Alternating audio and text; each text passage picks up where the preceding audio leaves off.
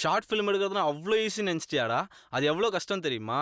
அதுக்கு first script ready பண்ணணும், அப்புறம் ஸ்க்ரீன் ப்ளே எழுதணும். இது எல்லாத்தையும் முடிச்சுட்டு ஹீரோ, ஹீரோயின், லைட்மேன், கேமராமேன் எல்லாத்தையும் ரெடி பண்ணணும்.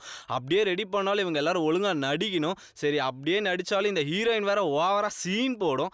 இதெல்லாம் மீறியும் நம்ம கேமரா எடுத்துகிட்டு போய் லொக்கேஷனில் வைப்போம். வச்ச உடனே ஒருத்தர் வந்து நிற்பார். கேட்டால் போலீஸ்காரன்வார். அவருக்கு கொடுக்க வேண்டியதெல்லாம் கொடுத்து அவரை சமாளித்து அனுப்பி நம்ம ஆர்டிஸ்ட் அந்த டைமில் வேறு டேக் மேலே டேக் வாங்குவாங்க. சரி, அதையும் மீறி படத்தை எடுத்து முடித்தா editing, dubbing, colour correction, டிஐஏ, VFS, எஸ்எஃப்எக்ஸு, post production இது எல்லாத்தையும் முடித்து படத்தை ஒரு வழியாக யூடியூப்பில் ரிலீஸ் பண்ணால் படத்தை பார்த்துட்டு இந்த சீனில் இது நல்லா இல்லை, அந்த சீனில் அது நல்லா இல்லை, இந்த சீன் இப்படி இருந்திருக்கலாம், அந்த சீன் அப்படி இருந்திருக்கலான்னு கமெண்ட்டு மேலே கமெண்ட்டாக போடுவாங்க. இது எல்லாத்தையும் மீறி படத்தை எடுத்து முடிக்கிறதுக்குள்ளே இந்த டைரக்டர் படுற அவஸ்தை இருக்குதே, ஷபா.